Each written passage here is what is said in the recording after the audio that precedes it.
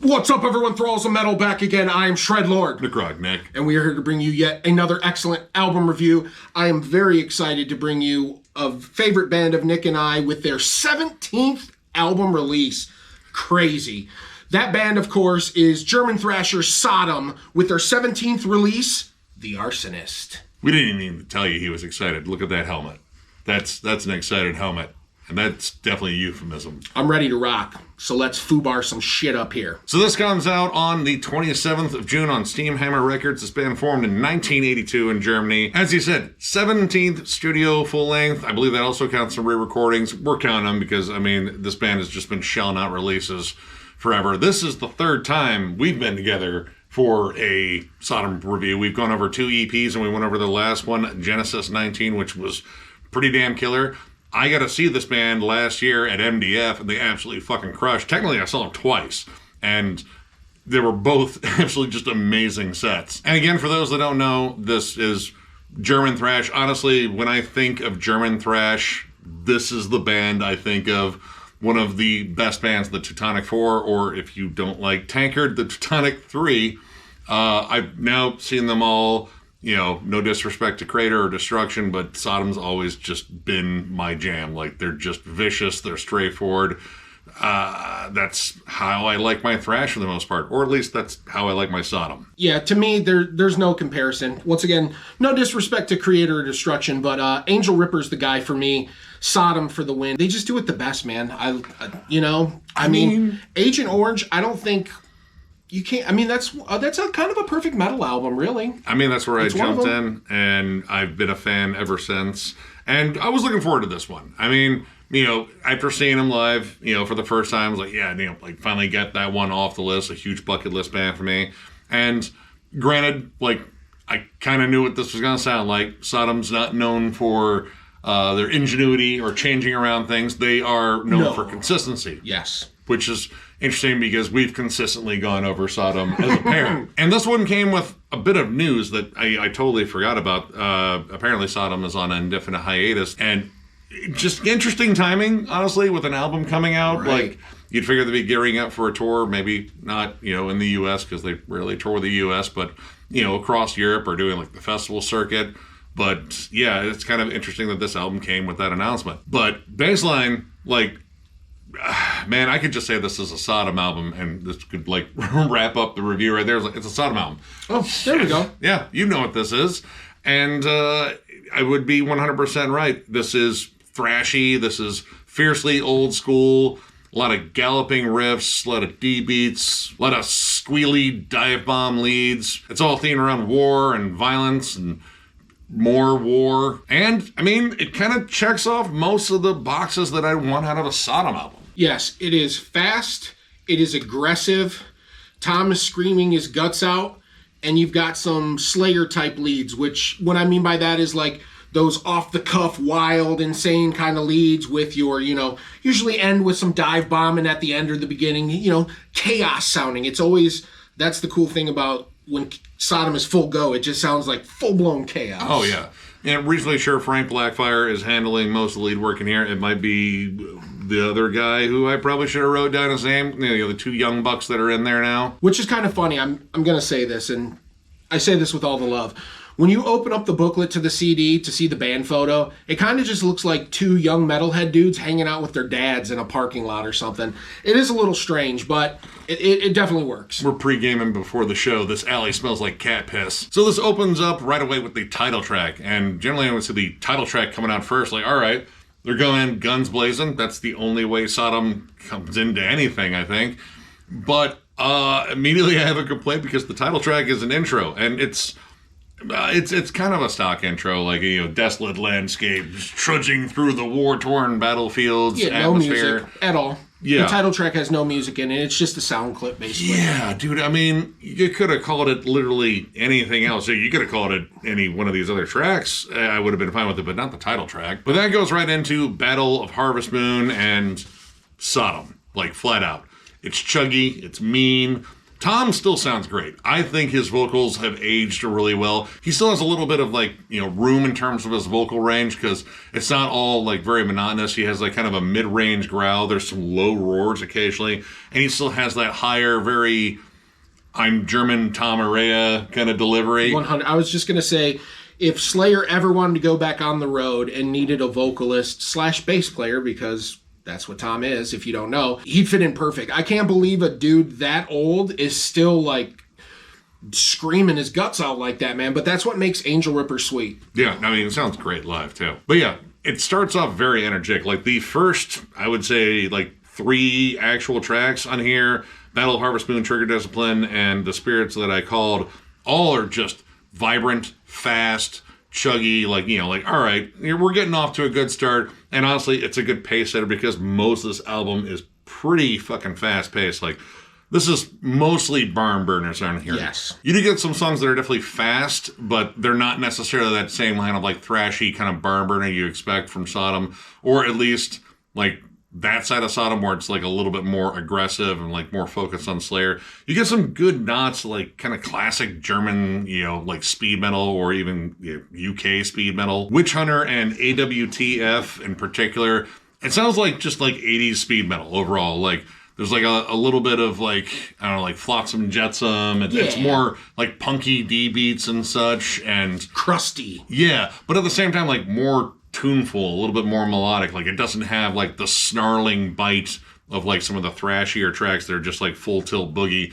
These are a little bit more punky and just kind of fun. Yeah, the first song though that kind of switched it up for me would be Witch Hunter. It's got a really cool opening that immediately drew you in, and then of course when you're mesmerized a little bit, it goes full tip balls to the wall castration mode, and that's kind of what they do anyway. The other thing I liked about it is after they kept going, they're really full-blown, full-pace the entire time. There's barely a chance to catch a breath.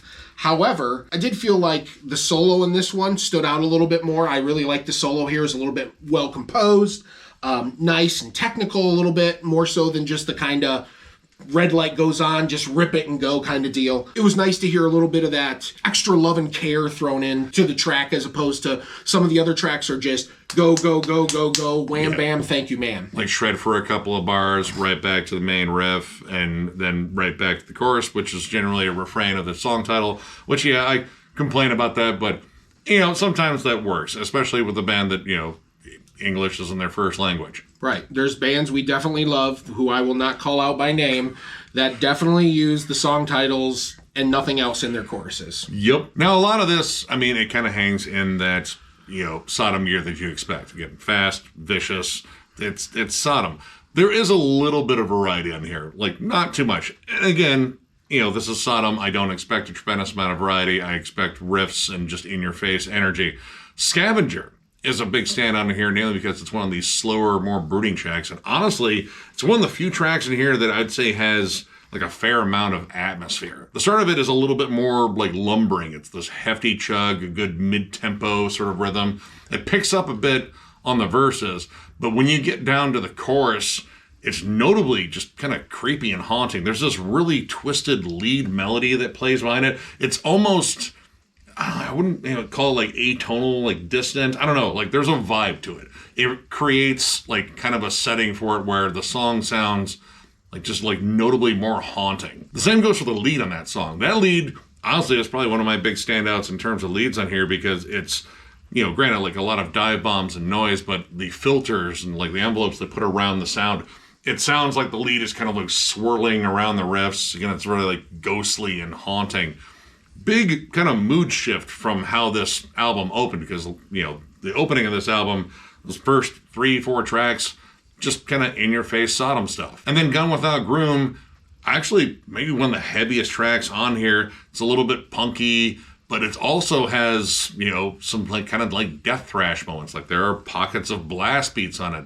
There's some harsher, more death metal centric tremolos on there. It kind of reminded me a bit of a little bit off Tapping the Vein because that's arguably fantastic album. Oh yeah, incredible guitar. And people call it their death metal album too. Incredible guitar tone. Oh, I love that album. But also remind me of a band, Protector, which I think is also from Germany. I can't quite remember. Either way, awesome band in terms of death thrash, very similar in the vibe. I think that out of all these songs, I feel like Scavenger stands out the most because of its composition and how much different it is compared to the rest of the album. Yeah. And it brings a little bit more to the table than some of the rest of the just straightforward songs. After that, you kind of get into a little bit more straightforward with tracks like Gun Without Groom, Sane Insanity, AWTF, which I Googled. I have no idea what the hell that means at all. We found out it was a tribute to one of Tank's late members. And honestly, now that they have that like kind of context to it, because I have a couple of Tank albums, and honestly it was like a really underrated UK heavy metal band, it kind of has that same vibe. Like the riffs on it, honestly, it kind of reminded me a lot of like Kill 'Em All and shit. Like, you know, that early raw thrash where like it still had like that hefty, you know, punk backbone, but at the same time they were kind of like borrowing pretty liberally from the new wave of British heavy metal. And that's okay, because there's a lot of great new wave of British heavy metal for sure. And then you kind of at the end of the album, for no rhyme or reason, whatever, because the pacing of this album is kind of all over the place. It starts here, goes there. There's no rhyme and reason, but in the back half of the album, it starts really kind of slowing down with the more slower mid-tempo stuff. Stuff like Twilight Void and Obliterations of the Aeons. They kind of just start focusing a little bit more on that mid-tempo and the groove. It was a nice contrast from some of the other songs that were once again just kind of fucking, you know, call the fair. Yeah. But at the same time, like, you know, when it came down to like the pace of this album, my thing was like the only two songs that seemed to, you know, like really fit are the first and last track. Like the Arsonist obviously is an intro track, and it really shouldn't be because it's the title track, but that's a separate issue. And then the last track, Return to God in Parts, which he initially thought it was Return to God in Pants. I mean, that's fair too, right? Manners. But pants are good. Yeah. Maybe shorts. Shorts let the balls breathe, but Nothing too tight or revealing. It is God. no, yeah, you want to be, come on, man. Yeah. Just like, yeah. But the last track has like an outro to it that kind of fits in, and it kind of bookends. But everything else on this album feels like it's, I don't know, kind of placed at random. Like the last few tracks being more groove laden, you know, I feel like those kind of should have been like scattered on the album more, because like you get a run of songs that are just like all fast on here. And that's a good chunk of this album. And I hate to say it, like as the album went on, the songs started standing out less. Like this is a 49-minute album with 13 tracks, and a lot of the tracks for the most part are pretty short, but they're all kind of very straight ahead, or at least a good chunk of them. Like there are points where you're kind of like begging for like a good riff change or like a tempo change on here, but I mean, you know, this is the band sticking to their guns, and you know, they're doing a good job.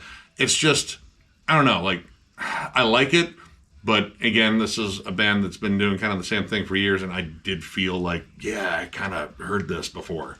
Yeah, if there's two major things that I would change about this album, it would be to have a little bit more variety, because they're definitely capable of doing it, and possibly trimming some of the fat. This album definitely didn't need to be 49 minutes long. It could have taken out a track or two, and I felt like it would have enhanced the listening experience just because it wouldn't drag on. Once again, like Nick said, the fact that so many of these songs are straightforward and you're constantly hearing the same kind of thing over and over again, it can be a little monotonous. So if you were to cut down on a lot of the same ingredient and take a little bit of it out, I felt like it would have went a long way into helping the flow of the album. Yeah. And, you know, I mean, for like longtime listeners, of course, like, you know, with every Sodom album, like there's like an air of nostalgia too. Like you've been listening to this band for a while, they haven't changed. Like, you know, that was why I kept buying Slayer albums, even though like, you know, some of the later Slayer albums weren't that good. It's because, you know, I still have a soft spot for them. But sometimes that's not enough to really like carry it. Like I get the nostalgic vibe on, you know, a lot of these tracks, and I think they're really solid. But for the entire album, after a while, it kind of started to drag a little bit. I didn't expect anything different, but it most definitely could have, dare I say, jumped up another half-point rating in my eyes had it trimmed the fat. That's all I'm going to say. Yeah, I do have some issues with the production. Like the production, I mean, it sounds gritty. It sounds pretty raw. Like that's kind of what you expect from Sodom. Like, and, you know, I prefer, you know, production more organic. I will say that the levels felt kind of odd because the drums sounded like they were more out front than the guitars at point, and it's kind of dry. And the dryness really shows when the leads come in. The leads, like the lead tone just feels like just kind of like plugged right in. It feels like they're using the exact same tone for their rhythms that they are for their leads. And if you are a guitar player, generally you like a bitier, more aggressive sound, very dry for your riffing and stuff, so that way it cuts through and really just grabs. And then a lot of people, most people, for their leads, they like something that's more like a voice, something that kind of sings, is a little bit warmer. This just felt like they just did the leads with the exact same tone that they did the riffs, and the dryness could make the leads feel rigid at times, almost like, you know, like he's climbing up a tall ladder and he's going to fall off any second, but he doesn't. It's just kind of that vibe. Like you feel like he's going to fuck up the solo maybe, or something like that. It just, I don't know how else to describe it. He didn't, of course. The leads were fine, but it was a little bit odd. And I went back and listened to Genesis 19 like not too long ago, just to kind of like, you know, refresh myself with the last album, because I'll be honest, most of the time when I jam Sodom, it's a lot of the classic stuff. But this definitely, it doesn't have the same bite. Like, you know, when a band is very consistent and, you know, like just has their sound, when you're not looking for like things to like change a lot, you kind of look at the execution overall in their sound. And I think this album is executed pretty well. But again, this band has done like some absolutely incredible albums. And even recently, I think they have done like arguably a better job before. Overall, I'm going to give this a 3.5 out of 5. This was an enjoyable listen. Production, I definitely hear what Nick is saying, and I agree with what he's saying. It didn't take away too much. This band is kind of like, I don't want to say AC/DC, because there is more variety than AC/DC, but they are very consistent, of course. And once again, we kind of knew what we expected, and I enjoyed what I heard. It's like the Waffle House. When I go to the Waffle House, I know what I'm going to get, and damn it, I like it. And this Sodom's no different. The only thing I would have done would be to cut out some of the pieces of music that just kind of have the same vibe. When 3 or 4 or 5 of the songs have the same vibe, maybe they don't need to all be on there. And so to make it a stronger product, I would have maybe done some quality control with picking the tracks. But other than that, I enjoyed it. It's still fun to hear Sodom release new music. And if you're a fan of Sodom period or thrash, anything like that, Slayer, you have to check this out. It's definitely worth a listen. I am also at a 3.5. This is a good Sodom album. Problem is, there's a lot of good Sodom albums, and like, I mean, in terms of a ranking, like this would be like kind of around the middle, but that's not a bad place for it, because I still think this band is like grossly consistent. Like, yeah, they've had maybe a couple of misfires, but for the most part, I know what to expect. And I still had a good time listening to this. It's thrashy, it's fun, it's still snarly, like, this has got like bitter old man energy all over. Get off my lawn. And I love it. But, you know, I've definitely heard them do stuff like this better in the past. And it's interesting that this kind of comes with the announcement of them, you know, going on indefinite hiatus, which you never want to see your favorite bands, you know, have that term kind of slapped on their, you know, webpage or Bandcamp or whatever you're fucking picking it up on. But overall, like, yeah, this is a flat out Sodom album. If you love Sodom, you'll probably dig this. And of course, if you love Slayer and Creator and, you know, Destruction and, yeah, but tankard with less beer. I guess Nick told me they don't even drink anymore. That's fucking wild. Non-alcoholic beer. They're getting older. The liver can only handle so much. Believe me, I know that. But yeah, if any of that sounds good to you, check this out. So, if you enjoyed this review, give it a thumbs up. And if you are new to the channel, subscribe, because we do stuff like this all the time, soldier. We also have memberships. They are only 99 cents, and our lone perk is doing a members-only live stream, which we will eventually get down to doing one of those. We just got to find time for it. Again, we've been just kind of like busy with a whole bunch of like life stuff outside of the channel, but we're going to get down to it. But memberships are the main way to support the channel, and there's a join button down there. And if you'd like to join up, all you got to do is hit that thing. You can headbutt it if you want. Wear a helmet like that for safety. I want you to recruit that join button. Be all that you can be in the Thralls army. And let me tell you something. Last but not least, I want to thank each and every one of you soldiers for taking time out of your day to stand attention and to stand hut with all our videos. You're all the reason for our season. And I bet each one of you can suck a golf ball through a garden hose, can't you, boy? Or girl. Or whatever. I'll take any and all. It's been a lonely year. Anyway, thank you everyone for taking the time out of your day to spend with us. Watch our videos, leave comments, leave reviews, join the community. without you guys, this would all be for naught, and we appreciate you allowing us to do this by your participation with us. So thank you very much. Yeah, you guys absolutely roll. Tons of content coming in the future. So one more big thank you, because you guys are awesome, and we will catch you later. Major asshole out.